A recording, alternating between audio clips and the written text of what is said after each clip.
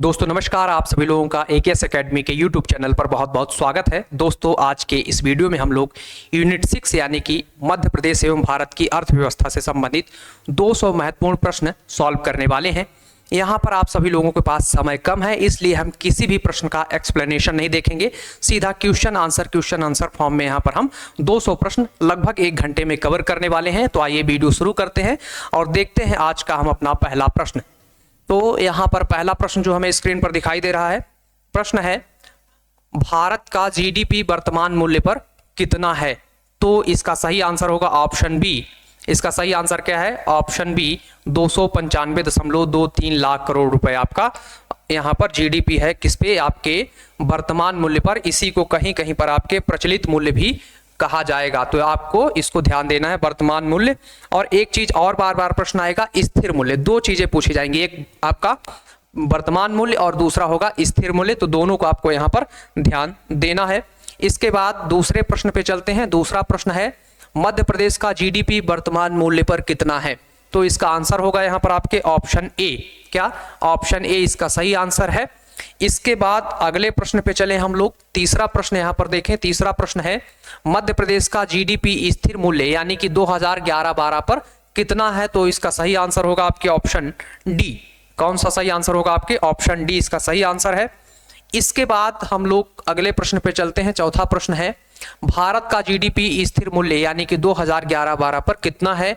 तो इसका आंसर होगा आपके ऑप्शन सी, है ना। कौन सा आंसर है यहाँ पे? आपके ऑप्शन सी सही आंसर होगा। फिर इसके बाद आपका पांचवा प्रश्न यहां पर देखें, भारत की जीडीपी वृद्धि दर प्रचलित मूल्य पर कितनी है। तो यहां पर बात हो रही है अब जीडीपी में वृद्धि दर की, तो इसका आंसर हो जाएगा ऑप्शन बी 9.6%। कितनी है? 9.6% हमारी वृद्धि दर है। किस पे? प्रचलित मूल्य या वर्तमान मूल्य, जो भी आप कहना चाहें उस पर। इसके बाद यहाँ पर आपका छठवां नंबर का प्रश्न है मध्य प्रदेश की जीडीपी वृद्धि दर प्रचलित मूल्य पर कितनी है। तो यहाँ पर इसका सही आंसर होगा आपके ऑप्शन डी 9.3%। कितनी है? 9.37% इसका सही आंसर होगा। इसके बाद हम लोग अगले प्रश्न पे चलते हैं और यहाँ पर अगला प्रश्न होगा आपका 7वें नंबर का, भारत की जीडीपी वृद्धि दर स्थिर मूल्य पर कितनी है। तो इसका सही आंसर है ऑप्शन ए, आपका स्थिर मूल्य पर वृद्धि दर है 8.2%। कितनी है? 8.2%। फिर इसके बाद अगले प्रश्न पे चलते हैं। अगला प्रश्न है यहाँ पर 8वां प्रश्न, मध्य प्रदेश की जीडीपी वृद्धि दर स्थिर मूल्य पर यानी कि 2011-12 में कितनी है। तो इसका आंसर होगा आपके ऑप्शन सी 6.1%। फिर अगले प्रश्न पे चलते हैं। 9वां प्रश्न यहां पर देखें, भारत की प्रति व्यक्ति आय प्रचलित मूल्य पर कितनी है। क्या पूछा जा रहा है यहाँ पर? आपके भारत की प्रति व्यक्ति आय, जो हमारे यहाँ का टोटल पूरा आय है 1 साल का, उसमें हम लोगों का डिवाइड कर देते तो हमारी प्रति व्यक्ति आय आ जाती है।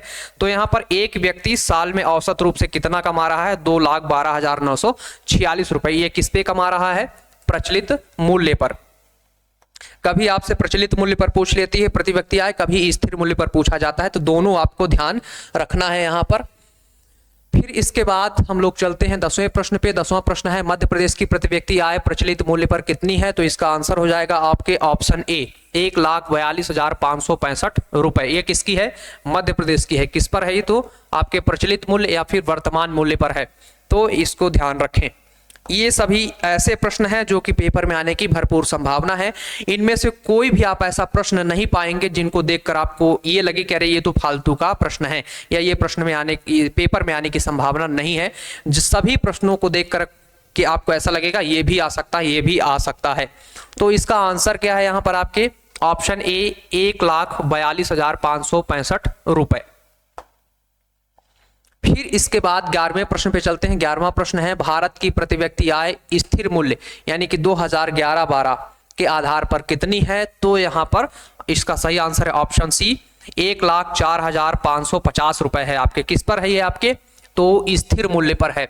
तो आपने देखा होगा प्रचलित मूल्य पर 2 लाख से ज्यादा थी, स्थिर मूल्य पर जो है तो आपकी घट गई। फिर उसके बाद अगले प्रश्न पे चलते हैं। 12वां प्रश्न है मध्य प्रदेश की प्रति व्यक्ति आय स्थिर मूल्य पर यानी कि 2011-12 के आधार पर कितनी है। तो यहां पर इसका आंसर हो जाएगा आपके ऑप्शन डी 66,441। क्या? 66,441 रुपए है यहां पर। इसके बाद 13वां प्रश्न है, मध्य प्रदेश की जीडीपी में प्राथमिक क्षेत्र का योगदान कितना है। तो यहाँ पर प्राथमिक क्षेत्र के योगदान की बात करें तो यहाँ पर है 45.53%। और किस पर है ये? वर्तमान मूल्य पर है। ये भी आपके वर्तमान मूल्य और स्थिर मूल्य पर चलता है, तो वर्तमान मूल्य पर है 45.53%। मोस्ट इंपोर्टेंट प्रश्न है, आईएमपी है आपके पेपर के दृष्टि से। ऐसा प्राथमिक क्षेत्र के योगदान को लेकर के 2-3 साल पहले पेपर में प्रश्न आ चुका है।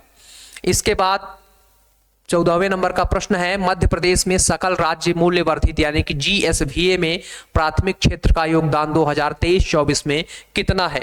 यहाँ पर मध्य प्रदेश में जो आपका जीएसवीए है उसमें पूछा जा रहा है प्राथमिक क्षेत्र का योगदान, तो वो है 45.53% है ना। 45 यानी 45.53% है आपका।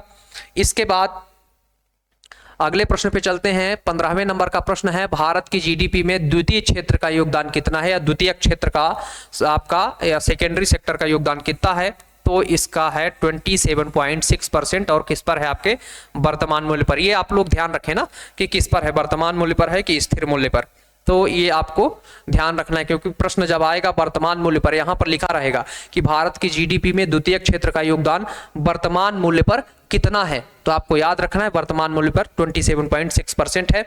इसके बाद प्रश्न संख्या 16 पे चलते हैं, मध्य प्रदेश की जीडीपी में द्वितीय क्षेत्र का योगदान कितना है। मध्य प्रदेश की जीडीपी में द्वितीय क्षेत्र का योगदान कितना है, इसका आंसर होगा आपके ऑप्शन डी। यहां पर है 18.47%। 18.47%, वो भी किस पर है? वर्तमान मूल्य पर। फिर उसके बाद आगे चलते हैं, अगला प्रश्न है 17वें नंबर का, भारत की जीडीपी में तृतीय क्षेत्र का योगदान कितना है। तो इसका आंसर हो जाएगा आपके ऑप्शन सी 54.7%। और वो भी किस पर है? वर्तमान मूल्य पर। फिर इसके बाद अगले प्रश्न पे चलते हैं। 18वां प्रश्न है, मध्य प्रदेश की जीडीपी में तृतीय क्षेत्र का योगदान कितना है। तो इसका सही आंसर है आपके ऑप्शन डी 36%। कितना है? 36%। और ये किस पर है? आपके वर्तमान मूल्य पर ये भी है। फिर उसके बाद हम लोग चलते हैं 19वें प्रश्न की ओर। 19वां प्रश्न यहाँ पर देखें तो प्रश्न है आपका, मध्य प्रदेश में कुल कृषि जोत का आकार कितना है। तो मध्य प्रदेश में जो आपकी टोटल कृषि कार्य वाली जो भूमि है उसकी जोत का आकार कितना है। तो सही आंसर होगा आपके ऑप्शन बी 1.57 लाख हेक्टेयर, है ना। वो यहां पर लाख के बाद हेक्टेयर आप यहां पे लिख सकते हैं, है ना, हेक्टेयर में है, ठीक। फिर इसके बाद 20वें प्रश्न पे चलते हैं। 20वां प्रश्न है, मध्य प्रदेश को कितनी बार कृषि कर्मण पुरस्कार प्राप्त हो चुका है। मध्य प्रदेश को कितनी बार कृषि कर्मण पुरस्कार प्राप्त हुआ है। इसका आंसर होगा आपके ऑप्शन डी 7 बार। कितनी बार हुआ है? 7 बार मध्य प्रदेश को कृषि कर्मण पुरस्कार मिल चुका है। ये कृषि के क्षेत्र में प्रगति के लिए दिया जाता है, उत्पादन में वृद्धि होती है उसके लिए दिया जाता है।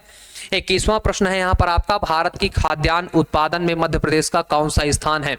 तो खाद्यान्न उत्पादन में मध्य प्रदेश का स्थान दूसरा है। पहले नंबर पे आपका उत्तर प्रदेश है, दूसरे नंबर पर आपका मध्य प्रदेश है और तीसरे नंबर पर आपका पंजाब है। तो हो सकता है पहले नंबर पे पूछ लिया जाए या फिर मध्य प्रदेश को पूछे, तो आपको याद रखना है दूसरे नंबर पर। खाद्यान्न का मतलब है वो तमाम आपके अनाज जो खाने के योग्य हैं उनके उत्पादन में आपका दूसरे नंबर पर है।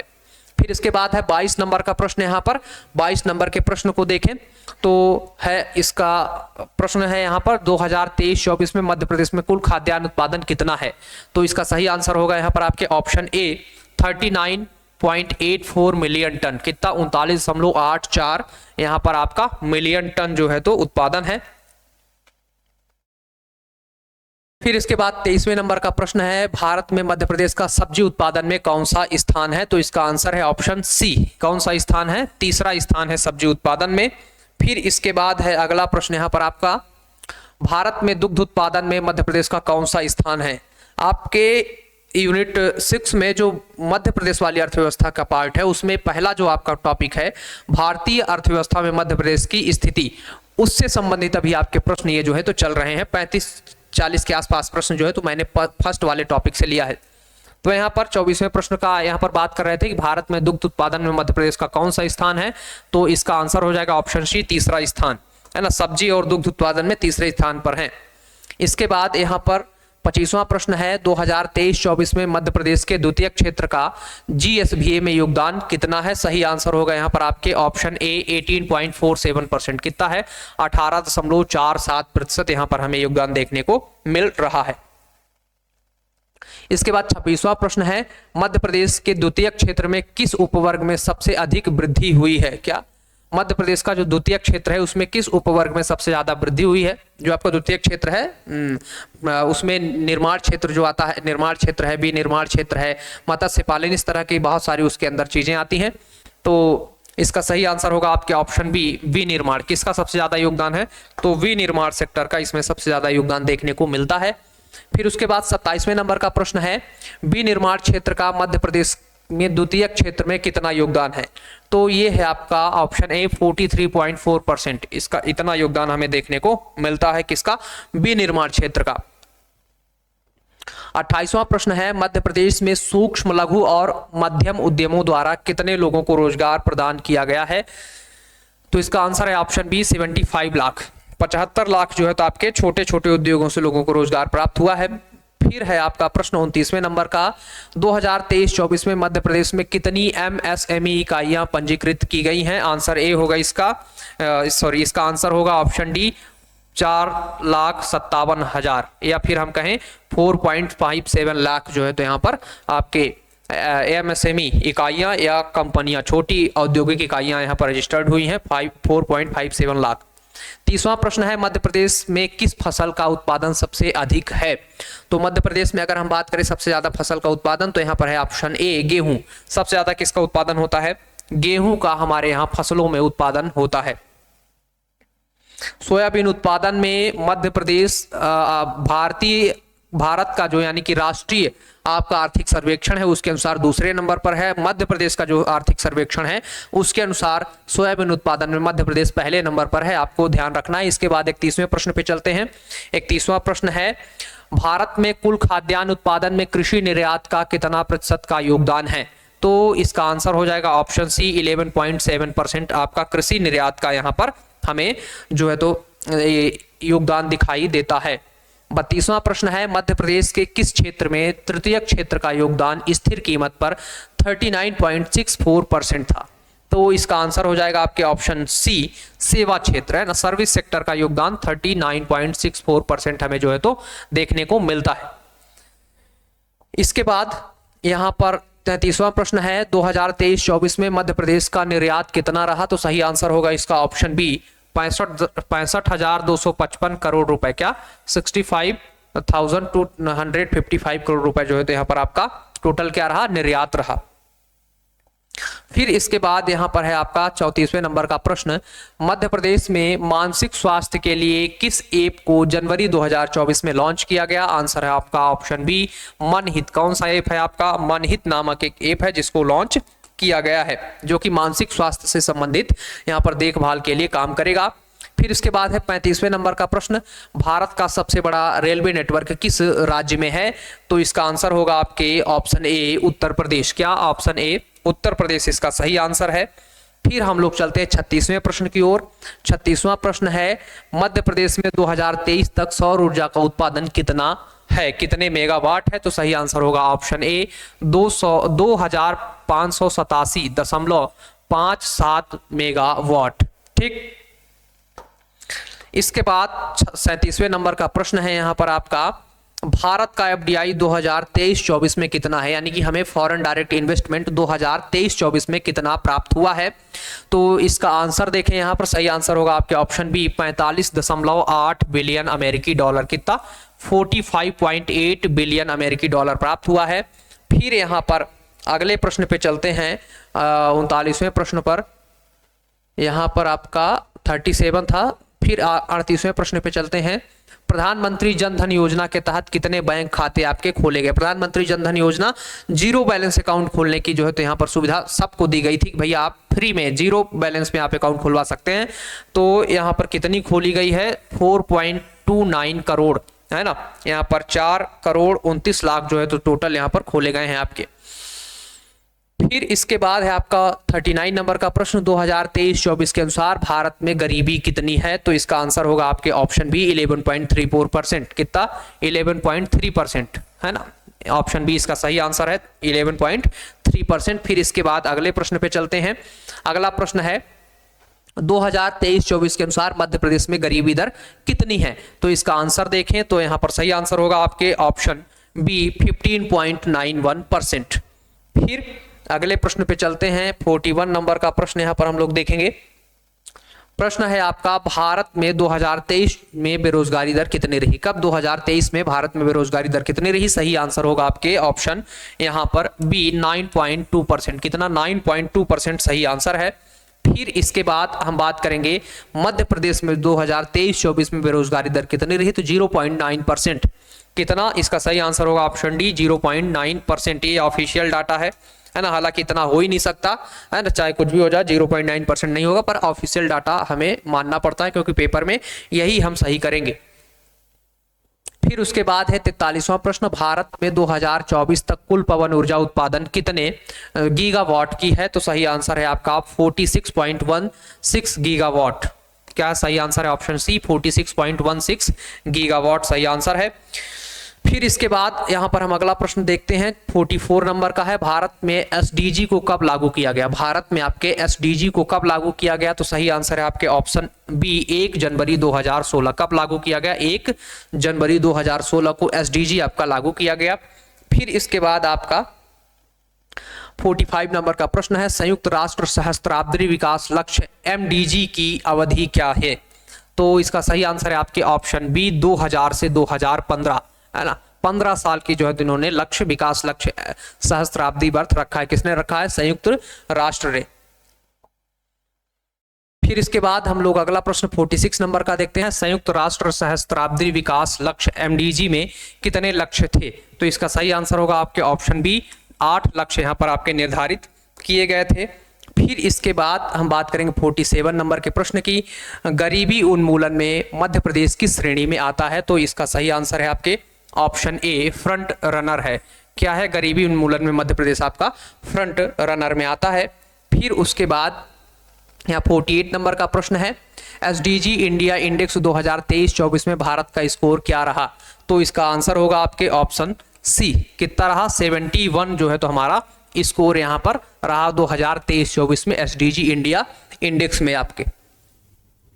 फिर इसके बाद हम लोग आगे चलते हैं और अगला प्रश्न यहां पर देखें 49 नंबर का, एसडीजी इंडिया इंडेक्स 2023-24 के अनुसार मध्य प्रदेश का स्कोर कितना है? तो यहां पर आप किसकी बात कर रहे हैं? यहां पर 23-24 की। तो स्कोर कितना है हमारा? 67 है। कितना है? 67 हमारा स्कोर है। टोटल समग्र स्कोर 67 है। फिर इसके बाद 50वें नंबर का प्रश्न है, एसडीजी इंडिया इंडेक्स 2023-24 में मध्य प्रदेश का कौन सा स्थान है? तो मध्य प्रदेश के यहां पर स्थान की बात करें हम लोग तो सही आंसर होगा आपके ऑप्शन बी 18वां। कौन सा है? पूरे देश में 18वां है हमारा स्थान। हमारा स्कोर कितना था अभी हमने ऊपर देखा 67। फिर इसके बाद 51 नंबर का प्रश्न है, मध्य प्रदेश को एसडीजी 2023-24 में सर्वाधिक स्कोर किस लक्ष्य में प्राप्त हुआ है? तो इसका सही आंसर है आपके ऑप्शन सी, है ना। उपभोग और उत्पादन वाला जो आपका एसडीजी है 12वें नंबर का, उसमें मध्य प्रदेश को सबसे ज्यादा जो है तो यहाँ पर अंक प्राप्त हुए हैं। 92 आपका जो है तो अंक यहाँ पर आपके मिले हैं। इसके बाद 52 नंबर के प्रश्न की बात करेंगे, मध्य प्रदेश को एसडीजी 2023-24 में न्यूनतम स्कोर किस लक्ष्य में मिला है? यानी कि किसमें सबसे बेहतर काम इन लोगों ने नहीं किया है, सबसे खराब काम किसमें किया है? तो वो है आपका एसडीजी 9 अवसंरचना विकास। हमारे यहाँ इंफ्रास्ट्रक्चर की बहुत कमी है मध्य प्रदेश में और एसडीजी 9 में आपका इंफ्रास्ट्रक्चर ही दिया गया है। तो आपका एसडीजी 9 में हम लोगों ने बहुत खराब जो है तो आपका परफॉर्मेंस किया है। इसमें हम एस्पिरेंट श्रेणी में है अभी। फिर इसके बाद 53 नंबर का प्रश्न है, एसडीजी इंडिया इंडेक्स 2023-24 में सर्वाधिक सुधार करने वाले जिले कौन कौन से हैं? तो इसका आंसर है आपके ऑप्शन बी। ये प्रश्न आपके एमपीपीएससी में अलीराजपुर वाला आ भी चुका है। तो कौन कौन से जिले हैं जिन्होंने सुधार किया है? अलीराजपुर ने सुधार किया है, बड़वानी ने किया है, खंडवा ने किया है, बालाघाट ने यहां पर आपके 2023-24 में काफी सुधार किया है। फिर इसके बाद हम लोग 54 नंबर के प्रश्न की यहां पर चर्चा करेंगे। हमारा प्रश्न है यहां पर, भारत में एसडीजी के लिए स्थानीयकरण को अपनाने वाला पहला शहर कौन सा है? तो सही आंसर है आपके यहां पर भोपाल, यानी कि ऑप्शन सी। क्या सही आंसर है आपका? भोपाल, ऑप्शन सी सही आंसर है। फिर इसके बाद 55 नंबर का प्रश्न यहाँ पर देखें, एसडीजी इंडिया इंडेक्स 2023-24 में प्रथम रैंक प्राप्त करने वाले राज्य कौन से हैं? तो सही आंसर है आपके ऑप्शन ए, यहाँ पर केरल और उत्तराखंड। कौन कौन से हैं? केरल और उत्तराखंड जो आपके सबसे बेहतर काम करने वाले और यहाँ पर सबसे अच्छा रैंक यानी कि प्रथम रैंक पाने वाले राज्य हैं। केरल आपका सभी राज्यों में है, उत्तराखंड आपका पहाड़ी राज्यों में है।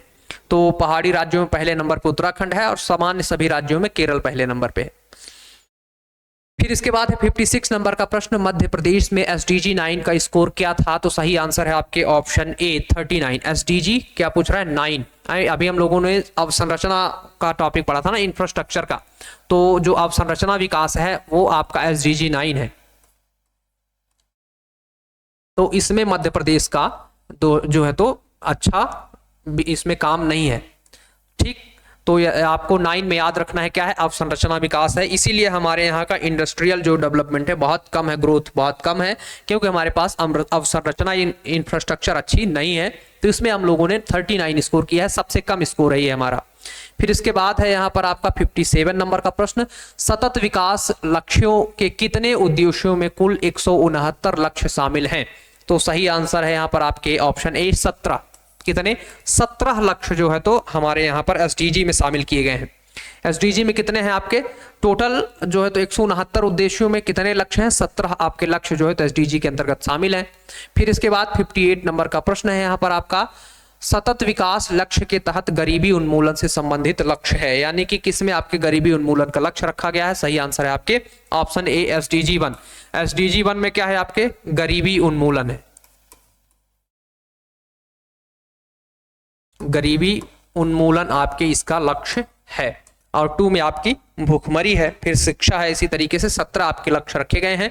और फिर इसके बाद 59 नंबर का प्रश्न है, किस राज्य को एसडीजी इंडिया इंडेक्स 2023-24 से न्यूनतम स्कोर प्राप्त हुआ है? तो वो है राज्य आपका बिहार। किसको प्राप्त हुआ है? बिहार को सबसे कम जो है तो यहाँ पर आपके स्कोर प्राप्त हुआ है। और हमने ऊपर देखा था कौन से ऐसे राज्य हैं जिन्होंने प्रथम रैंक प्राप्त की है, तो केरल और उत्तराखंड है यहाँ पर आपके। फिर इसके बाद 60 नंबर का प्रश्न है, सतत विकास लक्ष्यों के तहत शिक्षा का लक्ष्य कौन सा है? तो सही आंसर है आपके ऑप्शन बी। क्या है आंसर आपका? Option B SDG 4। फिर इसके बाद यहां पर आपका 61 नंबर का प्रश्न है, एसडीजी 10 का उद्देश्य क्या है? तो सही आंसर है आपके ऑप्शन ए असमानता कम करना। क्या है आपका? असमानता को कम करना यहां पर सही आंसर है ऑप्शन ए। 62 नंबर का प्रश्न देखें हम लोग, तो एसडीजी 2 भूखमरी उन्मूलन में मध्य प्रदेश किस श्रेणी में आता है? तो यहां पर हम बात करें तो ऑप्शन ए क्या होगा? सही आंसर है इसका ऑप्शन ए, यानी कि भूखमरी को खत्म करने में मध्य प्रदेश बहुत बेहतर परफॉर्मेंस नहीं दे रहा है। यहाँ पर आपका एस्पिरेंट परफॉर्मेंस यानी कि 0 to 49 के बीच में इसको अंक अभी प्राप्त हो रहे हैं, तो यानी कि बहुत अच्छे श्रेणी में नहीं है। कम से कम इसको फ्रंट रनर में जो होता है वो अच्छी श्रेणी में माना जाता है, यानी कि वो एकदम अपने लक्ष्य के पास में है। लेकिन ये अभी एस्पिरेंट है, प्रारंभिक अवस्था है आपके भूखमरी उन्मूलन में। इसके बाद आपका अगला यहाँ पर प्रश्न हम बात करते हैं 63 नंबर के प्रश्न की, एसडीजी इंडिया इंडेक्स रिपोर्ट 2020-21 में मध्य प्रदेश का स्कोर कितना था? तो यहां पर हम 20-21 की बात करें कितना रहा स्कोर? तो सही आंसर है आपके ऑप्शन सी 62 था। अभी कितना है? 67 है, यानी कि हम लोगों ने इसमें 5 अंकों की क्या की है? प्रगति की है। तो अगर कभी ऐसा पूछ लिया जाए कि हम लोगों ने 2020-21 के बाद 23-24 में कितनी प्रगति की है, कितने अंकों की, तो 5 अंकों की जो है तो हमने प्रगति की है। 62 से हम लोग 67 तक आ गए हैं। फिर इसके बाद 64 नंबर का प्रश्न है, सतत विकास लक्ष्यों के अंतर्गत प्रत्येक राज्य और केंद्र शासित प्रदेश के लिए लक्ष्यवार स्कोर किसके द्वारा तैयार किया जाता है? सही आंसर है आपका नीति आयोग। कौन तैयार करता है? यहाँ पर आपका नीति आयोग के द्वारा तैयार किया जाता है। ऑप्शन बी इसका सही आंसर है और यही जारी करता है। एसडीजी इंडिया इंडेक्स कौन जारी करता है? नीति आयोग के द्वारा जारी किया जाता है। फिर अगला प्रश्न है आपका, नीति आयोग द्वारा जारी एसडीजी इंडिया इंडेक्स 2023-24 कौन सा संस्करण है? तो यहां पर आपका सही आंसर है आपके ऑप्शन बी, चौथा संस्करण है। कौन सा संस्करण है आपका? तो चौथा संस्करण है। इसके पहले 3 बार और आ चुका है हमारे यहाँ। फिर इसके बाद अगला प्रश्न यहां पर देखें, 66 नंबर का प्रश्न है, नीति आयोग द्वारा एसडीजी इंडिया इंडेक्स का प्रथम संस्करण कब जारी किया गया था? तो 2018 में जारी किया गया था, 2018-19। तो सही आंसर है आपके ऑप्शन डी, 2018-19 में जो है तो इसका प्रथम संस्करण आपके जारी किया गया था। फिर इसके बाद अगला प्रश्न है 67 नंबर का, फ्रंट रनर की श्रेणी में आने के लिए कितने स्कोर की आवश्यकता होती है? अगर किसी भी लक्ष्य में कोई आपका राज्य आपके प्रथम श्रेणी में आना चाहता है तो उसको कितना जो है तो यहाँ पर आपके फ्रंट रनर में आना चाहता है, सॉरी किस में आना चाहता है, फ्रंट रनर में आना चाहता है तो कितना अंक चाहिए उसको? तो सही आंसर यहाँ पर आपके ऑप्शन सी, 65 to 99 चाहिए उसको आपके फ्रंट रनर में आने के लिए। इसमें जो आता है उसको हम बोलते हैं एस्पिरेंट।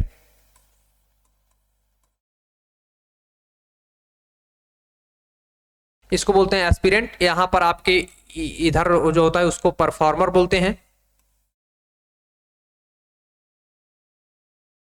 परफॉर्मर होता है। और ये जो होता है आपका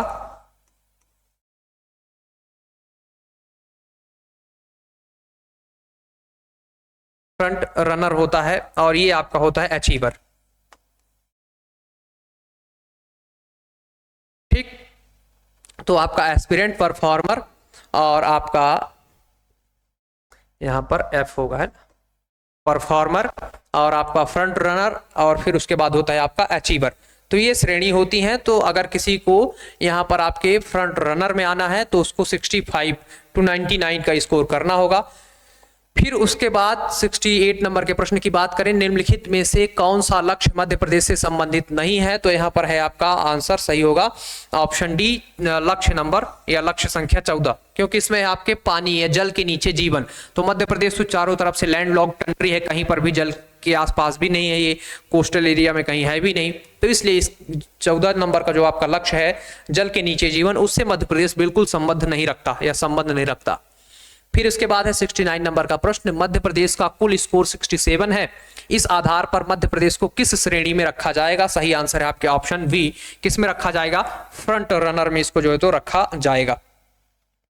फिर इसके बाद है आपका 70 नंबर का प्रश्न, आत्मनिर्भर मध्य प्रदेश रोड मैप कब शुरू किया गया था? तो आत्मनिर्भर मध्य प्रदेश रोड मैप की बात करें तो ये शुरू किया गया था 12 नवंबर 2020 को। सही आंसर है आपके ऑप्शन बी, 12 नवंबर 2020। मोस्ट इंपोर्टेंट प्रश्न, आपको याद रखने लायक है ये, क्योंकि मध्य प्रदेश पहला राज्य है जिसने आत्मनिर्भर भारत की तर्ज पर आत्मनिर्भर मध्य प्रदेश जो है आपका ये योजना तैयार किया है।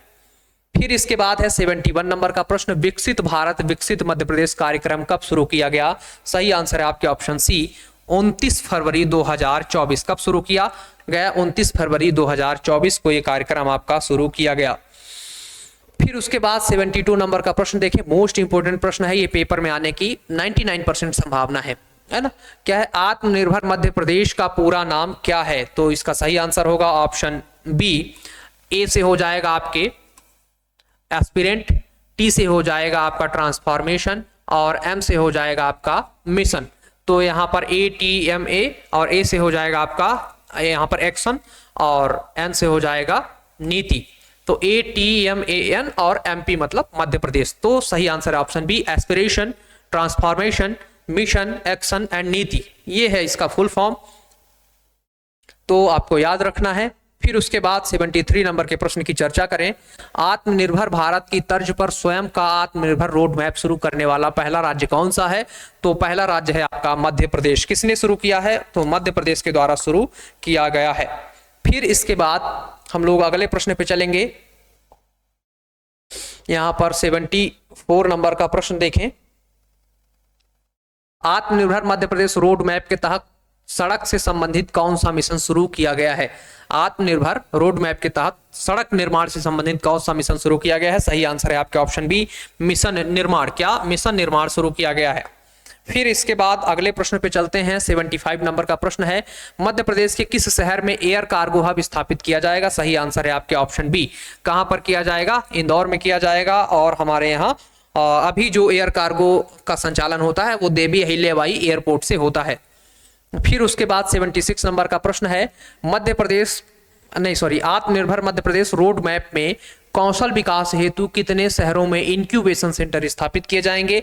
ये है आपका ऑप्शन ए सही होगा 7। इंक्यूबेशन सेंटर मतलब होता है जो आपके स्टार्टअप्स को दशा या नीति निर्धारण में उसको आगे बढ़ाने में उसको जो है तो मदद करते हैं, वो है आपके इंक्यूबेशन सेंटर जहां पर स्टार्टअप्स को हेल्प की जाती है।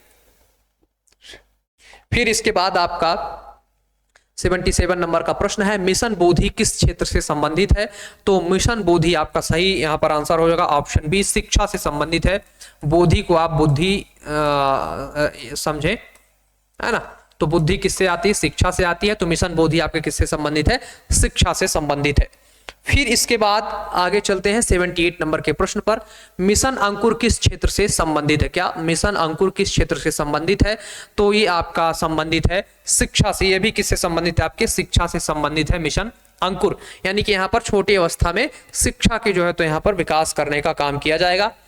फिर 79 नंबर का प्रश्न है, मध्य प्रदेश में कितने प्रतिशत ठोस अपशिष्ट का पुनर्चक्रण करने का यहां पर काम किया गया है? तो सही आंसर है इसका आपके ऑप्शन सी 75%। कितना? 75% इसका सही आंसर है यहां पर। फिर इसके बाद अगला प्रश्न है 80 नंबर का, मध्य प्रदेश के किस जिले में राष्ट्रीय स्तर का जैव कृषि अनुसंधान केंद्र स्थापित किया गया है? प्रश्न है आपका कि मध्य प्रदेश का कौन सा जिला है जहां पर जैविक आपका यहां पर कृषि अनुसंधान केंद्र स्थापित किया गया है? तो सही आंसर है आपके ऑप्शन सी मंडला। कहां पर किया गया है?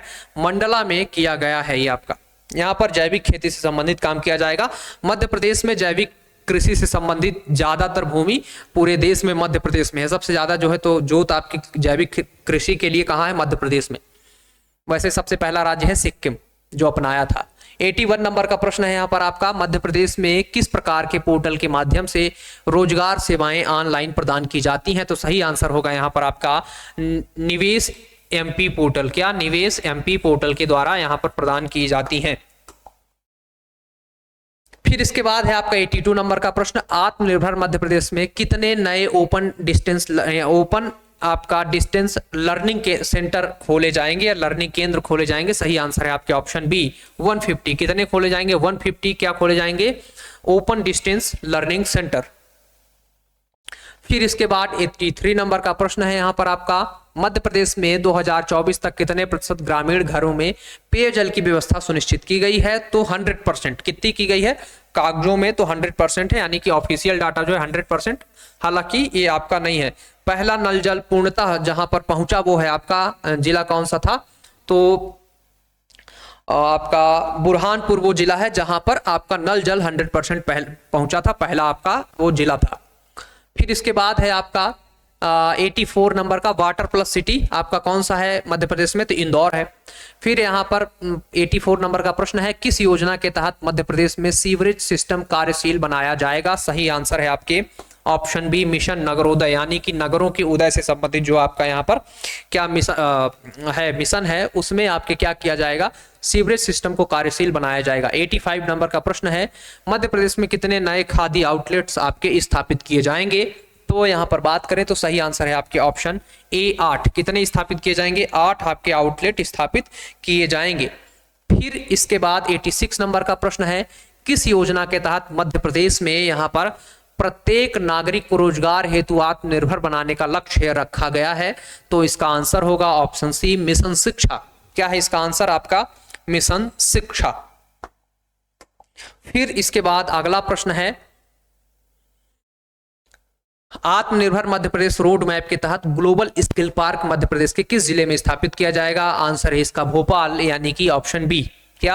ऑप्शन बी इसका सही आंसर है। भोपाल में आपका ग्लोबल स्किल पार्क स्थापित किया जा रहा है। फिर आगे चलते हैं 88 प्रश्न की, निम्नलिखित में से किस जिले में आत्मनिर्भर पंचायत समृद्धि मध्य प्रदेश का आयोजन किया गया है? आत्मनिर्भर क्या है प्रश्न आपका? आत्मनिर्भर पंचायत समृद्धि मध्य प्रदेश का आयोजन कहां किया गया है? सही आंसर है आपके ऑप्शन डी भोपाल। कहां किया गया है? भोपाल में किया गया है। हमारे यहाँ के पंचायत ग्रामीण मंत्री आपके जो प्रहलाद पटेल, हाँ उनके द्वारा शुरू किया गया, इनके द्वारा प्रहलाद पटेल के द्वारा भोपाल में शुरू किया गया है। फिर इसके बाद है 89 नंबर का प्रश्न, आत्मनिर्भर मध्य प्रदेश रोड मैप के तहत इंडस्ट्रियल हब कहां विकसित किया जाएगा? सही आंसर है आपके ऑप्शन बी इंदौर में। कहां किया जाएगा? इंदौर में किया जाएगा। और फिर इसके बाद अगले प्रश्न पे चलें, 90 नंबर का प्रश्न है, मध्य प्रदेश के किस शहर में perishable goods air cargo hub स्थापित किया जाएगा? तो इसका सही आंसर होगा ऑप्शन बी। कहां पर किया जाएगा? इंदौर में किया जाएगा। फिर इसके बाद यहां पर हम लोग आगे चलते हैं और अगले प्रश्न को देखें। तो अगला प्रश्न है 91 नंबर का, नाबार्ड की स्थापना कब हुई थी? तो यहां पर इसका आंसर हो जाएगा आपके ऑप्शन ए, 12 जुलाई 1982 को आपके नाबार्ड की स्थापना की गई थी। फिर यहां पर अगला प्रश्न है 92 नंबर का, रिजर्व बैंक का मुख्यालय प्रारंभ में कहां स्थित था? तो जब रिजर्व बैंक यानी कि आरबीआई आपका बनाया गया था उस टाइम पे इसका मुख्यालय जो है कोलकाता में स्थापित था। कहां पर था? कोलकाता में। बाद में उसको लेके जाए कहां ले जाया गया? मुंबई में स्थापित किया गया। शुरुआत में यहीं पर था। फिर इसके बाद हम लोग आगे चलते हैं और 93 नंबर के प्रश्न की बात करेंगे। निम्न में से कौन सा प्राथमिक पूंजी बाजार का उदाहरण है? तो सही आंसर है आपके ऑप्शन ए, आईपीओ। आईपीओ का फुल फॉर्म होता है इनिशियल पब्लिक ऑफरिंग। जब कोई कंपनी इस शुरू में बनती है और वो लोगों से जब पैसा जुटाना चाहती है तो वो आईपीओ जारी करती है और आईपीओ में कुछ अपने शेयर लोगों को देती है, उसके बदले लोग उसको पैसा देते हैं। तो शेयर के बदले पैसा लेने के लिए आपका आईपीओ यानी कि इनिशियल पब्लिक ऑफरिंग शुरू की जाती है। फिर उसके बाद यहां पर है आपका 94 नंबर का प्रश्न, भारत का पहला बैंक कौन सा था? तो सही आंसर है आपके option B, bank of Hindustan. क्या था आपका? बैंक ऑफ हिंदुस्तान भारत का पहला आपका बैंक था। फिर 95 नंबर का प्रश्न है, रिजर्व बैंक के केंद्रीय निदेशक बोर्ड का कार्यालय कितने वर्ष का होता है? तो सही आंसर है आपके ऑप्शन सी, कितने वर्ष का होता है? 4 वर्ष का आपका कार्यालय यहां पर होता है। फिर इसके बाद हम लोग आगे चलते हैं और अगला प्रश्न यहां पर देखेंगे, निम्नलिखित में से कौन सा आरबीआई का प्रमुख कार्य है? तो कार्य नहीं है। कौन सा आपका आरबीआई का कार्य नहीं? ऐसे ही एमपीपीएससी में कई बार आपसे गलती हो जाती है, जैसे मैंने अभी यहां पर पढ़ दिया ना कि नहीं, तो ऐसे ही आपसे भी मिस्टेक हो जाता है, तो इसको ध्यान रखना है। तो क्या है? आरबीआई का कार्य नहीं है, तो यहां पर सही आंसर होगा आपके ऑप्शन सी, है ना, विदेश नीति बनाना। तो इसका काम नहीं है, वो तो विदेश मंत्रालय का, एक्सटर्नल अफेयर्स मिनिस्ट्री का काम है विदेश नीति बनाना। तो सही आंसर है ऑप्शन सी। बाकी मौद्रिक नीति तैयार करना, मुद्रा जारी करना, वित्तीय प्रणाली का पर्यवेक्षण, ये सभी काम किसका है? आरबीआई का है। फिर इसके बाद है 97 नंबर का प्रश्न, रिजर्व बैंक का लेखा वर्ष कब से कब तक होता है? तो सही आंसर है आपके अप्रैल से मार्च। 1 अप्रैल से 31 मार्च तक इसका जो है तो लेखा वर्ष माना जाता है, यानी कि पूरा ऑडिट जो होता है 1 अप्रैल से 31 मार्च तक का होता है। फिर इसके बाद अगला प्रश्न है 98 नंबर का, भारतीय रिजर्व बैंक का राष्ट्रीयकरण किस वर्ष किया गया था? तो इसका राष्ट्रीयकरण 1 जनवरी 1949, यानी कि ऑप्शन बी इसका सही आंसर होगा। ऑप्शन बी इसका क्या है? सही आंसर है 1 जनवरी 1949 को इसका राष्ट्रीयकरण आपका किया गया था। फिर इसके बाद हम लोग आगे चलते हैं और अगला प्रश्न देखें। तो 2020 में निम्नलिखित में से कौन सा बैंक का विलय पंजाब नेशनल बैंक में हुआ था? तो सही आंसर है आपके option D, oriental bank of commerce. Oriental bank of commerce को 2020 में पीएनबी में मिलाया गया था। फिर आपका यहां पर अगला प्रश्न है, वर्तमान में भारतीय रिजर्व बैंक यानी कि आरबीआई का गवर्नर कौन है? तो यहां पर संजय मल्होत्रा इसके जो है तो नए गवर्नर बने हैं, और इसके पहले आपके शक्तिकांत दास इसके गवर्नर थे। फिर इसके बाद बात करते हैं 101 यानी कि 101वें प्रश्न की, मौद्रिक नीति समिति के कुल कितने सदस्य होते हैं? जो आपकी एमपीसी होती है, मॉनेटरी पॉलिसी कमेटी होती है, जो कि हर 2-2 महीने में आपका मॉनेटरी पॉलिसीज जारी करती है, जिसमें repo rate, reverse repo rate, इस तरह के तमाम चीजों को वो डिसाइड करते हैं। तो इसमें कितने सदस्य होते हैं? तो ऑप्शन इसका हो जाएगा आपका बी, है ना, 6 सदस्य आपके एमपीसी में होते हैं। फिर इसके बाद आगे चलते हैं 102वें प्रश्न की ओर, मौद्रिक नीति समिति के अध्यक्ष कौन होते हैं? तो जो भी आपकी मौद्रिक नीति बनाई जाती, मौद्रिक नीति जो समिति होती है, तो उसकी बैठक या हम कहें उसकी अध्यक्षता कौन करता है? तो आरबीआई के गवर्नर, जो भी गवर्नर होते हैं वो उसकी अध्यक्षता करते हैं, उसके अध्यक्ष होते हैं। फिर 103वें नंबर का प्रश्न है, तरलता समायोजन सुविधा यानी कि LAF की सिफारिश किस समिति ने की थी? सही आंसर है ऑप्शन ए, नरसिम्हम समिति। किसने किया था? नरसिम्हम समिति के द्वारा किया गया था। तो सही आंसर है ऑप्शन ए। फिर चलते हैं 104 प्रश्न की ओर, रेपो रेट यानी कि RR की शुरुआत भारत में किस वर्ष हुई थी? तो यहां पर सही आंसर है इसका आपके ऑप्शन ए, 1992। 1992 में रेपो रेट की शुरुआत हुई थी। इसमें आपके दो चीजें होती है, एक तो रेपो रेट होता है, एक होता है आपका रिवर्स रेपो रेट। तो रेपो रेट वह दर है जिस पर कोई बैंक आरबीआई से कर्ज लेता है, और रिवर्स रेपो रेट वह दर होती है जिस पर आपका आरबीआई किसी बैंक से लोन लेता है। किसी अदर बैंक से जब आरबीआई लोन ले तो उसको रिवर्स रेपो रेट कहते हैं, और जब कोई बैंक आरबीआई से लोन लेता है तो उसको आपका रेपो रेट कहते हैं। रेपो रेट यानी उस आपके जो कर्ज लिया जा रहा है उस पर ब्याज कितना लगता है, वो रेपो रेट और रिवर्स रेपो रेट दोनों उसी ब्याज को आपके इंगित करते हैं। फिर यहां पर आपका अगला प्रश्न है 105वें नंबर का, सार्वजनिक क्षेत्र में कितने बैंक वर्तमान में भारत में हैं? तो अभी वर्तमान में 12 आपके गवर्नमेंट बैंक हैं। ठीक, पहले बहुत सारे थे लेकिन 3-4 बार इनका राष्ट्रीयकरण किया गया, नेशनलाइजेशन किया गया, और अब सिर्फ 12 बचे हैं। और फिर इसके बाद नेशनलाइजेशन के साथ साथ सभी बैंकों को एक भी किया गया, बहुत सारे बैंकों का मर्जर हुआ एक दूसरे बैंक में, इसलिए अब कितने बचे हैं? 12 बचे हैं। प्रश्न है आपका अगला, भारतीय स्टेट बैंक की स्थापना कब हुई थी? तो इसका सही आंसर है आपके ऑप्शन सी, 1955 में। कब हुई थी? 1955 में आपके हुई थी, और 1 जुलाई, कब? 1 जुलाई 1955 को इसकी आपकी स्थापना हुई थी।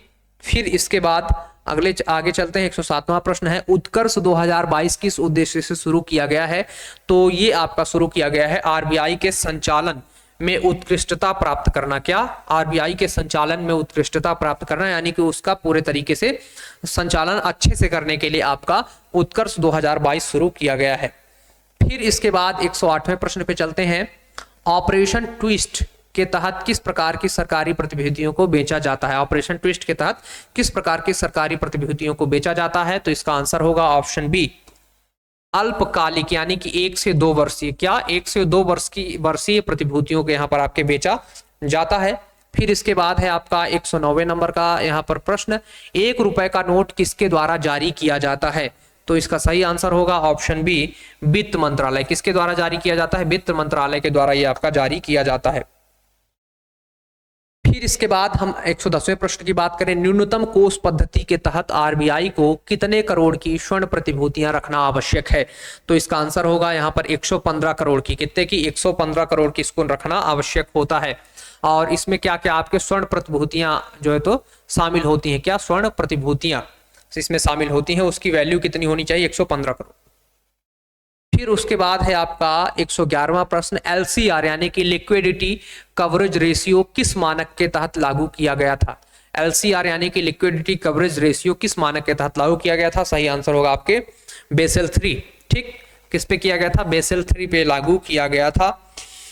फिर इसके बाद 112वां प्रश्न है यहाँ पर, मौद्रिक नीति समिति एमपीसी का गठन किस धारा के तहत किया गया? सही आंसर है आपके ऑप्शन बी, जेडबी 45 जेडबी। क्या? 45 जेडबी के तहत आपका एमपीसी यानी कि मॉनेटरी पॉलिसी कमेटी की स्थापना की गई। फिर इसके बाद 113वें नंबर का प्रश्न है, सहकारी बैंक किसके द्वारा पंजीकृत किए जाते हैं? सही आंसर है आपके ऑप्शन बी, सहकारी समिति अधिनियम के द्वारा। किसके द्वारा किए जाते हैं? सहकारी समिति अधिनियम के द्वारा ये आपके पंजीकृत किए जाते हैं। फिर यहां पर हम बात करते हैं 114वें नंबर के प्रश्न की, भारतीय स्टेट बैंक का मुख्यालय कहां पर स्थित है? भारतीय स्टेट बैंक यानी कि आपका एसबीआई का मुख्यालय कहां पर है? तो ज्यादातर बैंकों का मुख्यालय आपको कहां मिलेगा? मुंबई में ही मिलेगा। एक बैंक है सिडबी। क्या है आपका? एक बैंक है सिडबी, उसका मुख्यालय बस आपको लखनऊ में मिलता है। और एक बैंक है जहां तक तो आपका यूटीआई बैंक ना उसका कहीं पर है। बाकी सभी आपके जितने भी बैंक हैं सबके मुंबई में है, सिडबी का लखनऊ में है आपका। फिर इसके बाद 115 नंबर का प्रश्न है, आरआरबी यानी कि आपका रीजनल रूरल बैंक है ना, आपका रीजनल रूरल बैंक जो होते हैं, आपका क्षेत्रीय ग्रामीण बैंक जिनको हम बोलते हैं, अधिनियम कब पारित किया गया था? क्षेत्रीय ग्रामीण बैंक अधिनियम कब लागू हुआ था? तो सही आंसर है आपके यहाँ पर आपके 1976। कब? 1976 में आपका अधिनियम आया था या लागू हुआ था। फिर 116वें नंबर का प्रश्न है, एनबीएफसी है ना, नॉन बैंकिंग जो आपकी कंपनियां हैं, फाइनेंस कंपनीज का मुख्य कार्य क्या होता है? तो इनका मुख्य काम होता है ऋण देना और जमा स्वीकार करना। क्या? ऋण देना और जमा की सुविधा प्रदान करना इनका काम होता है। यानी कोई व्यक्ति अपना पैसा जमा कर सकता है इनके अकाउंट में और उससे ऋण ले सकता है, ये सब काम होता है एनबीएफसी में। फिर 117 नंबर का प्रश्न है, गैर बैंकिंग वित्तीय कंपनी एनबीएफसी के नियंत्रण हेतु कौन जिम्मेदार होता है? एनबीएफसी इस पे कौन नियंत्रण रखता है? तो सही आंसर है आपके ऑप्शन सी, कौन रखता है? आरबीआई के द्वारा इन पर आपके नियंत्रण रखा जाता है। फिर आपका है 118 नंबर का प्रश्न, सेबी की स्थापना किस वर्ष में की गई थी? तो आंसर इसका ऑप्शन है 1988, 1988 में आपके सेबी की स्थापना की गई। कब? 1988। फिर इसके बाद आपका अगला प्रश्न है 119 नंबर का, सेबी का मुख्यालय कहां पर स्थित है? तो सेबी का मुख्यालय आपको मिलेगा मुंबई में। कहां पर है? आपके मुंबई में आपका सेबी का मुख्यालय है। फिर यहां पर आगे चलते हैं, 120वां प्रश्न है, एनबीएफसी के लिए कम से कम कितनी पूंजी निवेश की आवश्यकता होती है जो जमा राशि स्वीकार कर सकती है? अगर कोई एनबीएफसी कंपनी उसको जमा राशि स्वीकार करनी है तो उसको कितना पूंजी रखना पड़ेगा अपने पास, कैपिटल? तो सही आंसर है आपके ऑप्शन सी, 200 करोड़ अगर वो रखती है अपने पास तो वो किसी से जमा स्वीकार कर सकते हैं, यानी कि हम लोग उसमें पैसा जमा कर सकते हैं उसके पास। फिर है आपका यहाँ पर 121वां प्रश्न, भारत में पहला स्टॉक एक्सचेंज कौन सा है? तो सही आंसर है आपके option B, Bombay stock exchange. कौन सा आपका? बॉम्बे स्टॉक एक्सचेंज, यानी कि बीएसई, बॉम्बे स्टॉक एक्सचेंज। हमारे यहाँ दो स्टॉक एक्सचेंज है मुख्य रूप से, एक बीएसई और एक एनएसई। बीएसई मतलब होता है बॉम्बे स्टॉक एक्सचेंज और एनएसई मतलब होता है नेशनल स्टॉक एक्सचेंज। फिर उसके बाद हम आगे चलते हैं, 122वें प्रश्न की बात करेंगे। 122वां प्रश्न है, निम्नलिखित में से कौन एनबीएफसी के उदाहरण है? क्या निम्नलिखित में से कौन एनबीएफसी के उदाहरण है? तो यहां पर आपका सही आंसर होगा ऑप्शन डी, यानी कि मुथूट फाइनेंस भी है आपका, जो कि लोन देता है, जमा स्वीकार करता है।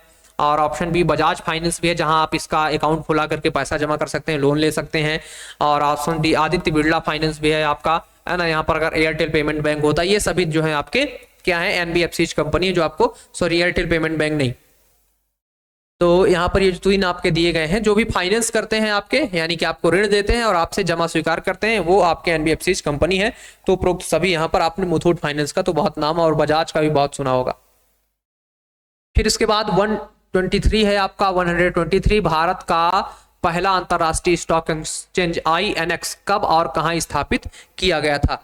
तो अगर हम इसकी बात करें, इसके सही आंसर की, आंसर होगा ऑप्शन बी, 2017 गांधीनगर, यानी कि गांधीनगर गुजरात में आपके 2017 में आपका अंतरराष्ट्रीय स्टॉक एक्सचेंज, यानी कि इंटरनेशनल आपका स्टॉक एक्सचेंज शुरू किया गया था, आईएनएक्स जिसको हम बोलते हैं। कहां?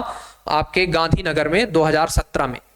फिर इसके बाद है प्रश्न संख्या 124, भारत में स्टॉक एक्सचेंज का मुख्य केंद्र दलाल स्ट्रीट किस शहर में स्थित है? तो जहां पर आपके शेयर बाजार का हब होगा वहीं पे स्ट्रीट आपकी है, दलाल स्ट्रीट, काफी फेमस आपकी है, और कहां पर है आपके?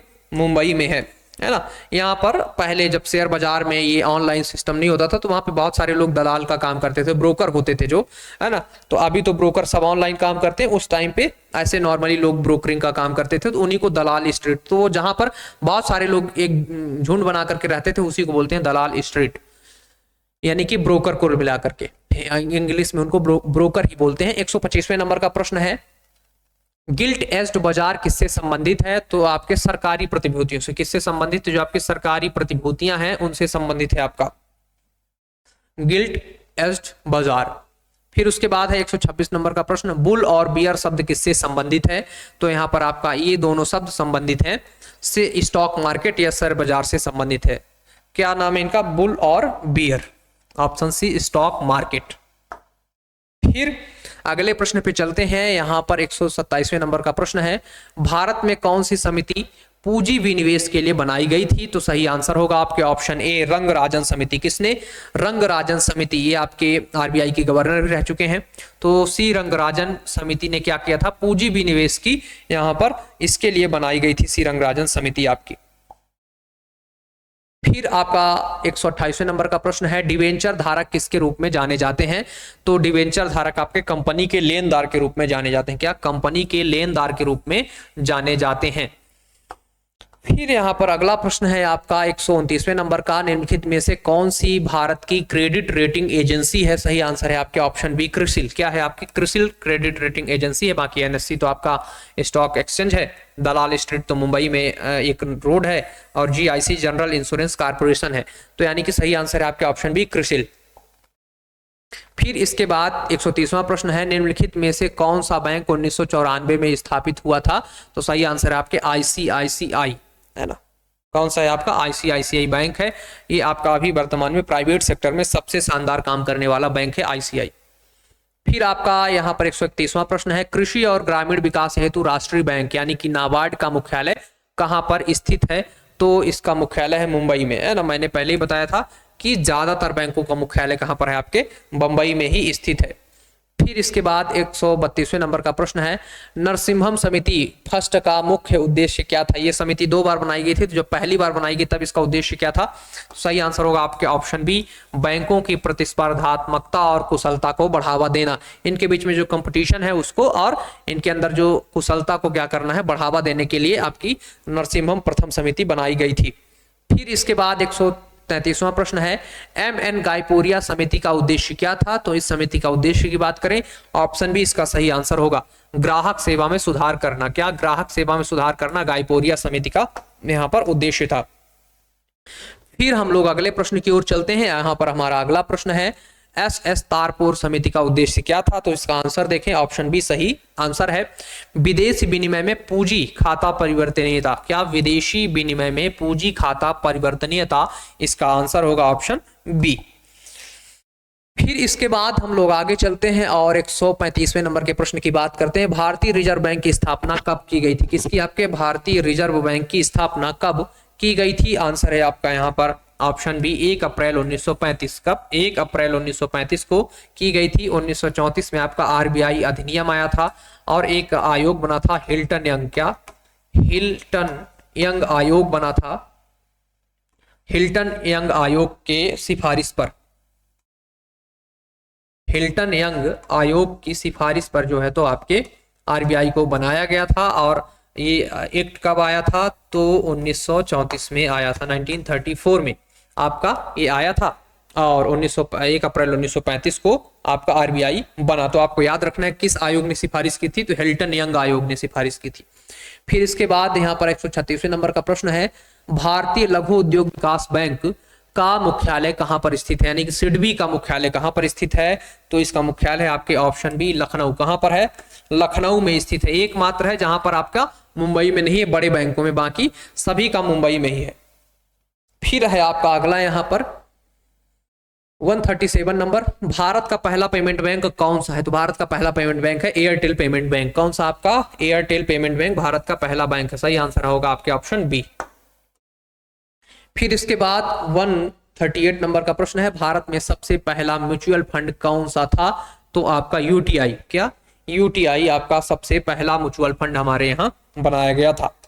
फिर इसके बाद है आपका अगला प्रश्न 139 नंबर का, प्रधानमंत्री जन धन योजना कब शुरू की गई थी? सही आंसर है आपके ऑप्शन ए, 28 अगस्त 2014 को शुरू की गई थी। जन धन योजना कब शुरू की गई थी? 28 अगस्त 2014 को शुरू की गई थी।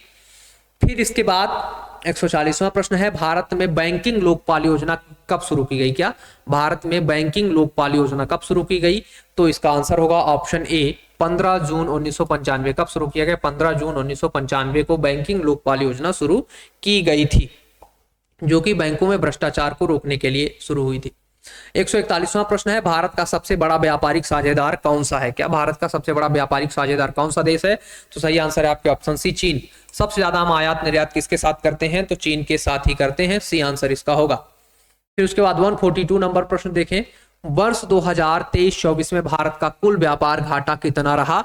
तो यहां पर इसका व्यापार घाटा था 78.12 बिलियन डॉलर।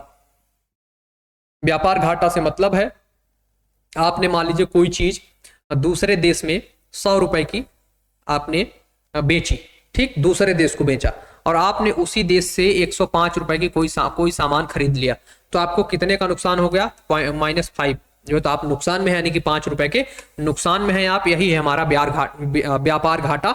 यानी कि हम जितना दूसरे देशों को निर्यात करते हैं उससे कहीं ज्यादा हम आयात करते हैं। जितना हम क्या करते हैं? इंपोर्ट करते हैं।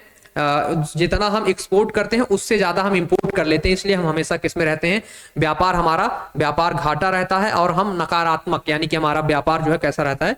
नकारात्मक रहता है। हम हमेशा नुकसान में रहते हैं। इस साल हमें कितने का है? 78.12 बिलियन डॉलर का नुकसान हो रहा है, यानी कि हमने ज्यादा खरीदा है। जितना हमने बेचा नहीं उससे ज्यादा खरीद लिया। जैसे आप मान लीजिए आपकी जितनी कमाई है उससे ज्यादा आपका खर्च हो जाए, उस तरीके से। प्रश्न है 143 नंबर 143, भारत के शीर्ष 15 व्यापार साझेदारों में कौन सा देश 2023-24 में सबसे ऊपर था?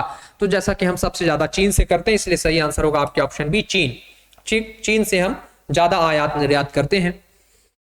फिर इसके बाद है 144वें नंबर का प्रश्न, व्यापार संतुलन क्या दर्शाता है? व्यापार संतुलन क्या दर्शाता है? तो आंसर इसका होगा ऑप्शन बी, देश की आयात और निर्यात के बीच में अंतर दर्शाता है व्यापार संतुलन। हमारा व्यापार संतुलन हमेशा कैसा होता है? नकारात्मक होता है।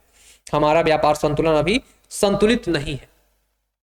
फिर है आपका 145 नंबर का प्रश्न, निम्नलिखित में से कौन सी संस्था अंतरराष्ट्रीय वित्तीय स्थिरता को बनाए रखने का काम करती है? क्या कौन सी संस्था आपके अंतरराष्ट्रीय वित्तीय स्थिरता को बनाए रखने का काम करती है?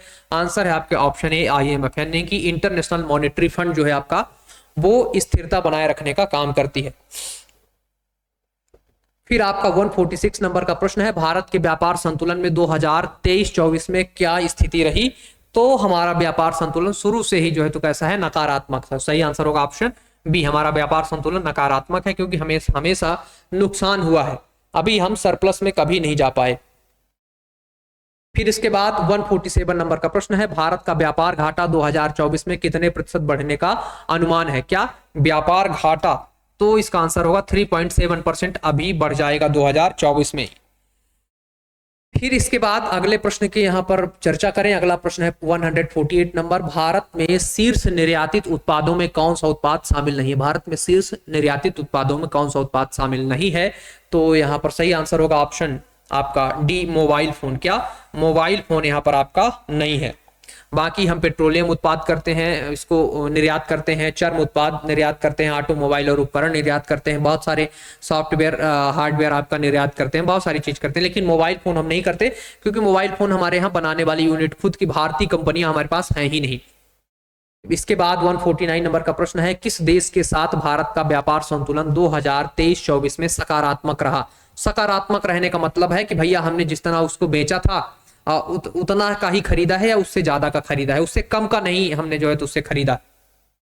अगर हम यहाँ तो सही है आपका ऑप्शन ए, अमेरिका। हमने जितना इसको दिया था उतना ही इससे लिया, यानी कि जितना हमने एक्सपोर्ट किया था उतना ही इंपोर्ट किया, या फिर उससे ज्यादा हमने जो है तो जितना ज्यादा एक्सपोर्ट किया, कुल मिलाकर के ये है आपका। तो हमारा कैसा रहा इसके साथ? सकारात्मक रहा, नकारात्मक नहीं रहा। ठीक। फिर यहां पर है आपका 150 नंबर का प्रश्न, वर्तमान में G20 में कुल कितने देश सदस्य के रूप में शामिल हैं? तो यहां पर टोटल तो 21 हैं। तो अगर पूछा जाए कितने सदस्य हैं तो 21 हैं, लेकिन देश की बात करेंगे तो देश अभी तक 19 ही हैं। दो आपका अलग से संगठन है, एक यूरोपियन यूनियन है और एक आपका अफ्रीकन यूनियन। तो दोनों, अफ्रीकन यूनियन तभी 2000 जब हमारे यहाँ 23 में हुआ थी आपकी समिट, तब थे आपके, और बाकी दो और जुड़े हैं। दो कुल मिलाकर के आपके कितने हैं? तो यहाँ पर 21 हैं, 19 प्लस 2, दो संगठन है आपका, यूरोपियन यूनियन है आपका और एक है आपका यहाँ पर अफ्रीकन यूनियन। तो इन दोनों को मिलाकर 21 है, लेकिन देशों की बात करें तो 19 है आपको।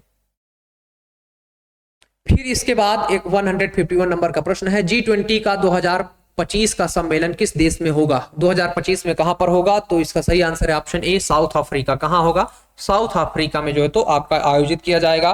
फिर यहां पर आपका 152 नंबर का प्रश्न है, G20 का वर्ष 2024 का सम्मेलन किस देश में आयोजित किया गया? तो सही आंसर है आपके ऑप्शन बी, ब्राजील। कहां किया गया? तो ऑप्शन बी, ब्राजील में आयोजित किया गया। ठीक। फिर इसके बाद हम लोग आगे चलते हैं और अगला प्रश्न देखें यहां पर। तो 153 नंबर का है, भारत में आयोजित G20 सम्मेलन की थीम क्या थी? जब भारत में आपका G20 आयोजित किया गया था उसकी थीम क्या रखी गई थी? तो सही आंसर है आपके ऑप्शन ए, एक पृथ्वी। क्या? एक पृथ्वी, एक परिवार, एक भविष्य, यहां पर आपका इसका थीम रखा गया था। फिर इसके बाद हम लोग आगे चलते हैं अगले प्रश्न पे। G20 का गठन किस वर्ष किया गया था? G20 का गठन 1999 में आपके हुआ था। कब हुआ था? 1999 में इसका गठन किया गया था। फिर अगले प्रश्न पे चलते हैं और यहां पर अगला प्रश्न है, G20 का 2026 में शिखर सम्मेलन कहां आयोजित होगा? तो इसका शिखर सम्मेलन 2026 में USA में होगा, यानी कि अमेरिका में इसका सम्मेलन आपका आयोजित किया जाएगा, USA में। फिर इसके बाद आगे चलते हैं और बात करते हैं 156 नंबर के प्रश्न की। भारत में आसियान के साथ एक्ट ईस्ट पॉलिसी लागू की है ना? भारत ने आसियान के साथ एक्ट आपका कौन सी पॉलिसी? एक्ट ईस्ट पॉलिसी कब लागू की? तो सही आंसर है आपके यहाँ पर option D 2014। Act east policy कब आई हमारी? 2014 में आई। उसके बाद 157 नंबर का प्रश्न है, आसियान भारत मैत्री वर्ष कब मनाया गया था? तो आसियान और भारत मैत्री वर्ष आपका 2022 में, कब? 2022 में हम लोगों ने आसियान और भारत मैत्री वर्ष मनाया था। फिर इसके बाद अगले प्रश्न पे चलते हैं। अगला प्रश्न है, आसियान भारत साइबर नीति वार्ता 2024 कब हुआ था? तो सही आंसर है आपके, नीति कहाँ हुआ था, सॉरी कहाँ हुआ था? तो सिंगापुर में हुआ था। कहाँ? यहाँ पर 2024 का कहाँ हुआ था, है ना, कहाँ कहाँ हुआ था? तो ये हुआ था आपके सिंगापुर में। कहाँ पे? सिंगापुर में हुआ था। फिर इसके बाद आगे चलते हैं, 159 नंबर का प्रश्न देखें, 2024 में पूर्वी एशिया शिखर सम्मेलन का आयोजन कहाँ हुआ था? क्या 2024 में पूर्वी एशिया शिखर सम्मेलन का आयोजन कहाँ हुआ था? तो इसका आंसर हो जाएगा ऑप्शन बी, वियंतियान, लाओस। कहाँ? Vientiane, Laos. लाओस की राजधानी है वियंतियान, यहीं पर आपका आयोजित हुआ था। फिर इसके बाद अगला प्रश्न है, आसियान में कितने सदस्य हैं? तो सही आंसर है आपके ऑप्शन बी, 10 सदस्य हैं। आसियान जो आपका है उसमें टोटल 10 आपके मेंबर हैं। फिर इसके बाद अगले प्रश्न पे चलते हैं और अगला प्रश्न है, आसियान चार्टर्ड कब लागू हुआ था? तो सही आंसर है आपके ऑप्शन सी, 2008 में आपका आसियान चार्टर जो है तो लागू हुआ था। फिर आगे चलते हैं और अगला प्रश्न देखें यहाँ पर 162 नंबर का, आसियान का पूरा नाम क्या है? आसियान का फुल फॉर्म क्या है? तो सही आंसर होगा आपके ऑप्शन ए, क्या? दक्षिण पूर्व एशियाई राष्ट्र संघ आपका क्या है? दक्षिण और दक्षिण पूर्व यहाँ पर आपका एशियाई राष्ट्र संघ, इसका सही आंसर है ऑप्शन ए। फिर इसके बाद है 163 नंबर का प्रश्न, आसियान की स्थापना कब हुई थी? तो इसका सही आंसर हो जाएगा आपके यहाँ पर ऑप्शन बी, कब हुई थी? 8 अगस्त 1967 को, 8 अगस्त 1967, 8 अगस्त 1967 को आपके आसियान की स्थापना हुई थी। फिर इसके बाद हम लोग अगले प्रश्न पे चलते हैं, आसियान का मुख्यालय कहां पर स्थित है? तो सही आंसर है आपके ऑप्शन बी, क्या सही आंसर है? Option B, Jakarta Indonesia. Jakarta Indonesia में आपका इसका मुख्यालय हेडक्वार्टर है। कि आसियान का आदर्श वाक्य क्या है? तो सही आंसर है ऑप्शन बी, यहाँ पर एक दृष्टिकोण, एक पहचान और एक समुदाय। फिर आगे चलते हैं और बात करते हैं 166 नंबर के प्रश्न की, आसियान के संस्थापक सदस्य देश कौन कौन से हैं? तो यहाँ पर सही आंसर होगा ऑप्शन बी, कौन कौन से देश इसके संस्थापक? इंडोनेशिया, मलेशिया, फिलीपींस, सिंगापुर और थाईलैंड। ये 5 देशों ने पहली बार, मतलब जब एक साथ आकर के इन्होंने, सबसे पहले इन्हीं लोगों ने आसियान बनाया। फिर उसके बाद 5 और कंट्री जिसके साथ जुड़ी और अभी वर्तमान में इसकी संख्या कुल कितनी है? कितने सदस्य हैं? 10। फिर उसके बाद यहाँ पर 167 नंबर का प्रश्न है, आसियान का फर्स्ट सेक्रेटरी जनरल कौन था? तो सही आंसर है इसका आपके ऑप्शन डी, एच आर्डा मार्नो। क्या? आर्डा मार्नो इसके जो है तो आपके पहले सेक्रेटरी जनरल बने। फिर आगे चलते हैं अगले प्रश्न पे। अगला प्रश्न है, आसियान विजन आपका 2020 को कब अपनाया गया? आसियान विजन 2020 कब अपनाया गया? सही आंसर होगा ऑप्शन डी, 1997। कब? 1997 को अपनाया गया था। और फिर अगला प्रश्न है यहाँ पर 169 नंबर का, आसियान के प्रमुख मंचों में से एक आसियान रीजनल फोरम का मुख्य उद्देश्य क्या है? तो अगर हम इस प्रश्न के आंसर की बात करें, सही आंसर होगा आपके ऑप्शन बी, क्षेत्रीय सुरक्षा और विदेश नीति में तालमेल बैठाना। इसके बाद अगले प्रश्न पे चलते हैं, 170 नंबर का प्रश्न है, आसियान +3 में कौन से देश शामिल हैं? तो इसका सही आंसर होगा ऑप्शन सी, आसियान के 10 देशों में चीन, जापान और दक्षिण कोरिया। यहाँ पर आसियान के 10 देश, एक तरफ तो क्या होते हैं? आसियान के 10 देश होते हैं और दूसरी तरफ आपके चीन, जापान और दक्षिण कोरिया। जब इनकी मीटिंग होती है तो आसियान +3 का मतलब यही होता है। 3 में कौन देश हैं आपके? तो चीन, जापान और दक्षिण कोरिया, और एक तरफ है आपका आसियान। इसी तरीके से भारत का भी आसियान +1 होता है, तो आसियान और भारत के साथ मीटिंग होती है और आसियान +3 में इनके साथ। फिर 171 नंबर का प्रश्न है, the treaty of Amity and cooperation यानी कि TAC में प्रमुख सिद्धांतों में से एक क्या है? तो इसका एक सिद्धांत है बाहरी हस्तक्षेप से मुक्ति, यानी कि कोई भी कंट्री किसी दूसरे कंट्रीज के इंटरनल मैटर में यहाँ पर किसी प्रकार का हस्तक्षेप नहीं करेगी। सही आंसर होगा आपके ऑप्शन ए, बाहरी हस्तक्षेप से मुक्ति। फिर चलते हैं अगले प्रश्न की ओर। अगला प्रश्न है दक्षेस का मुख्यालय कहां पर स्थित है। इसका आपके दक्षेस का मुख्यालय यहां पर कहां स्थित है, तो सही आंसर होगा आपके यहां पर ऑप्शन ए नई दिल्ली भारत। कहां स्थित है, नई दिल्ली भारत में इसका मुख्यालय आपके स्थित है। फिर अगले प्रश्न की ओर देखें। अगला प्रश्न है आपका 173 दक्षेस की स्थापना आप कब हुई थी, तो सही आंसर होगा आपके ऑप्शन डी 8 दिसंबर 1985। कब हुई थी इसकी स्थापना, 8 दिसंबर 1985 को इसकी स्थापना की गई थी। फिर है आपका अगला प्रश्न 174 नंबर का, वर्तमान में दक्षेस के कितने सदस्य देश हैं, तो इसमें आपके टोटल 7 हैं। वर्तमान में कितने हैं, 7 इसके जो है तो आपके सदस्य देश हैं। फिर उसके बाद आपको आगे चलते हैं। अगला प्रश्न 175 नंबर का है, दक्षेस के संस्थापक सदस्य देशों में कौन शामिल नहीं था, तो यहां पर है आपके ऑप्शन सी अफगानिस्तान, ये जो है तो उसमें शामिल नहीं था। फिर आगे चलते हैं और 176 नंबर का प्रश्न है, वर्तमान महासचिव कौन है आपके, किसके, दक्षेस के। यहां पर आप इसको लिखें दक्षेस, क्या दक्षेस बोलते हैं इसको, दक्षेस के वर्तमान महासचिव कौन है, तो इसके हैं आपके ऑप्शन ए अबुल हसन। कौन है, अबुल हसन इसके वर्तमान में क्या है, महासचिव है आपके। फिर यहां पर आगे चलते हैं और 177 नंबर के प्रश्न को देखते हैं, दक्षेस का आदर्श वाक्य क्या है, तो इसका आदर्श वाक्य है ऑप्शन बी शांति और समृद्धि के लिए गहरा एकीकरण। क्या, शांति और समृद्धि के लिए गहरा एकीकरण इसका सही आंसर है। फिर उसके बाद 178 नंबर का प्रश्न देखिए, दक्षेस का पहला महासचिव कौन बना था, तो इसका आंसर हो जाएगा मोहम्मद गुलाम सरवर। कौन बने थे इसके पहले महासचिव, तो मोहम्मद गुलाम सरवर को बनाया गया था। फिर उसके बाद हम लोग अगले प्रश्न पे चलेंगे।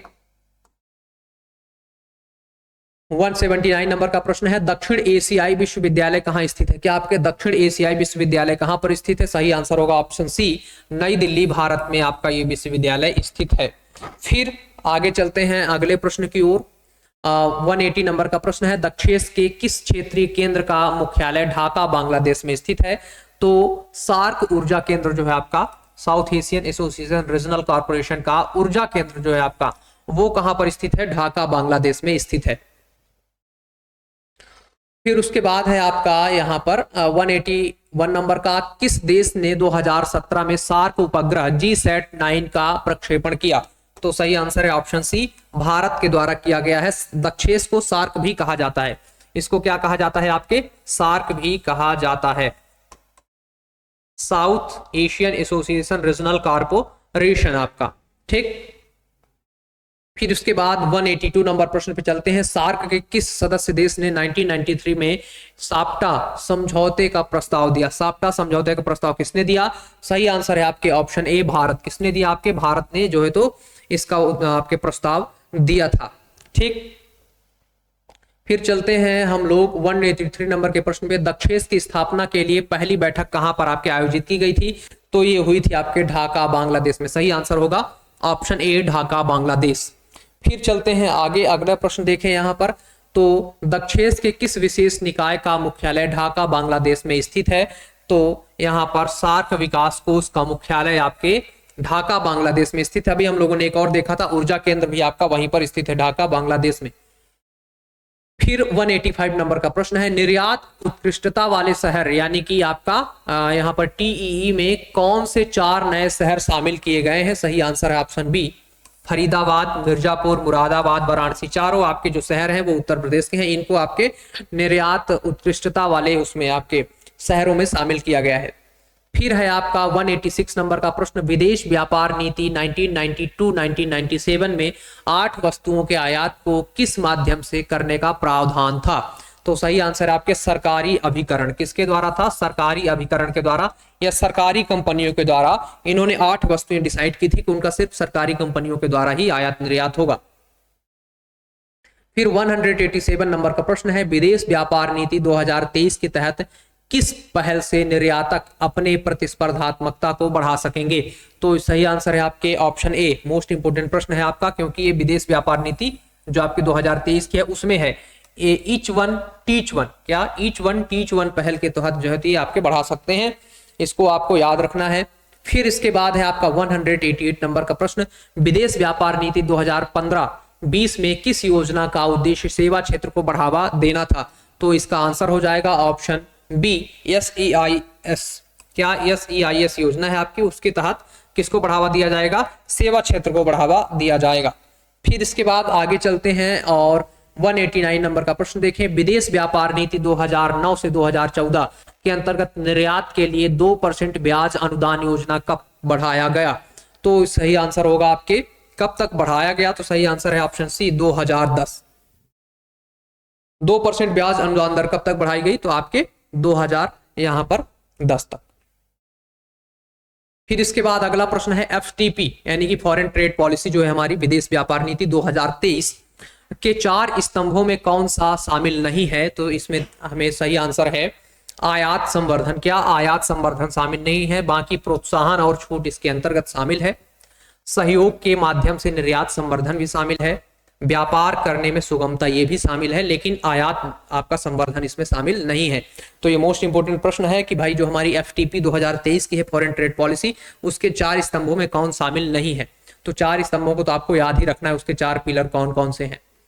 फिर उसके बाद है 191 नंबर का क्वेश्चन यहाँ पर। FTP 2023 के तहत निर्यात उत्कृष्टता वाले शहर TEE की योजना के अंतर्गत कितने नए शहर शामिल किए गए? अभी हम लोगों ने 4 ऊपर पढ़े थे, है ना, उनके नाम पढ़ा था, तो कितने शामिल किए गए हैं? आपके 4 शहर शामिल किए गए हैं। फिर है 192 नंबर का प्रश्न। स्कोमेट SCOMET नीति, स्कोमेट नीति का मुख्य उद्देश्य क्या है? तो इसका उद्देश्य है निर्यात नियंत्रण नियमों को लागू करना, यानी कि आपके निर्यात को किस तरीके से नियंत्रित करना है, इससे संबंधित नियम बना करके उनको लागू करना आपके स्कोमेट नीति के अंतर्गत या पॉलिसी के अंतर्गत शामिल है या उसका उद्देश्य है।